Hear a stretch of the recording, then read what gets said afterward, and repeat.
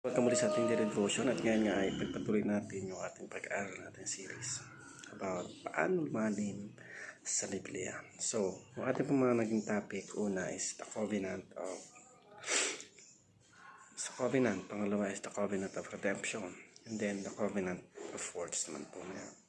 So, sabi dito sa ating talata sa Genesis 2:16-17, sinabi niya sa tao, makakain mo ang alinmang bungang kahoy sa halamanan, maliban sa bunga ng punong kahoy na nagbibigay ng kaalaman tungkol sa mabuti at masama.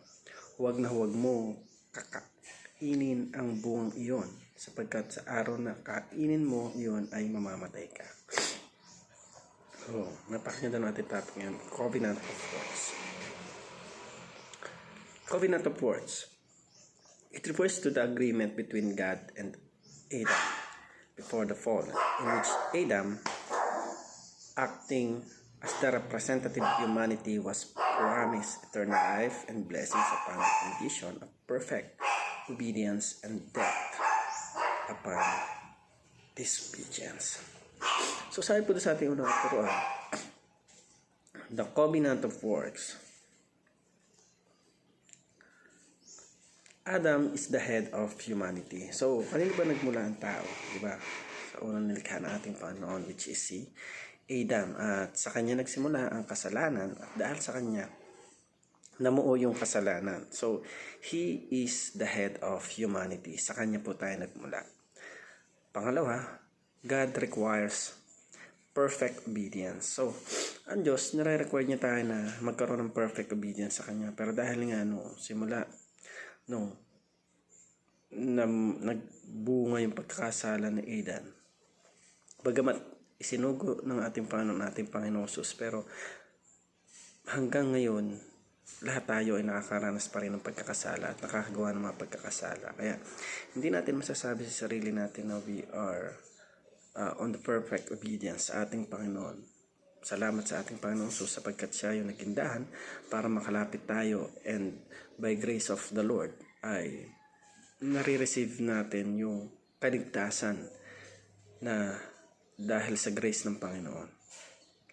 Pangatlo, suffering and death entered creation. So, simula nang dumating yung pagkakasala ni Adam and Eve, yung suffering and death is nag-enter na sa creation. Yung suffering na sabi nga doon ng Panginoon na kapag nanganak si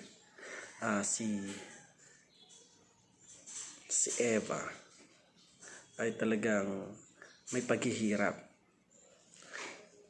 Mahihirapan siya manganak at ganoon din talagang yung pamumuhay natin, paghihirapan din natin. So ganoon yung nangyari dahil sa pagkakasala nito at pagsuway ni Adan at Eve, that time na binigay sa kanila ng Panginoon yung mga pinagbabawal, pero sumuway sila at masinunod pa rin nila yung utos ng ahas. So, titingnan natin,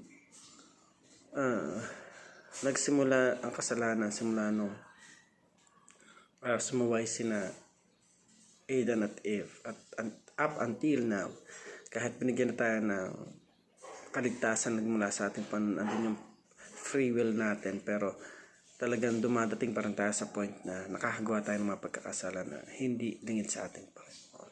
So, para naman po sa ating application, sabi dito na compare yourself to God's standard. Kasi minsan kung mapapansin natin, yung mga tao, kinukumpara nila yung sarili nila. Like, sa mga ginagawa nila, sabihin nila, yun nga, pumatay. Ako naman, hindi. Sila nga magsisimba. Ako naman, kahit hindi nagsisimba, wala naman akong ginagawa kasalanan. Yan yung mga kalimitang reason ng iba. Nakala nila, kapag ginawa nila yon, isligtas na sila. But the main goal is to honor, and the purpose of our life is to serve God. So, we need to serve the Lord. Hindi po basta lang tayo namumuhay na okay na ito, hanggat wala akong ginagawa masama. Alam ko na mahal ako ng Panginoon. But sabi ng Lord, kailangan natin magtrabaho, kailangan natin gumawa at ipahayag yung kabutihan ng ating Panginoon. Number 2,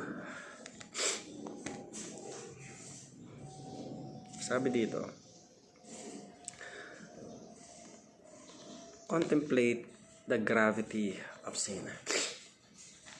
I-contemplate natin yung gravity of sin. Alam natin na minsan talagang lumalapit tayo doon sa mga pagkakasala. At alam naman natin ang pagkakasala yun. Layuan natin, iwasan natin, at manalangin tayo sa Panginoon na patuloy niya tayong gabayan at ingatan sa lahat ng desisyon at sa lahat ng ginagawa natin. Pangatlo, cherish the greatness of the covenant of grace. So, kailangan natin i-cherish yung covenant natin sa ating Panginoon, yung grace na binigay sa atin ng ating Panginoon, na dahil sa Kanya ay nagkaroon tayo ng pagkakataon na talagang malabanan yung lahat ng mga kasalanan na meron dito sa sanlibutan. Napakahalaga na alamin natin yung lahat ng mga bagay na dapat ay makalulugod sa Panginoon at hindi yung mga bagay na makaka-apekto sa pagsunod natin sa ating Diyos. So again, thank you for watching this video. I hope you learn and God bless you.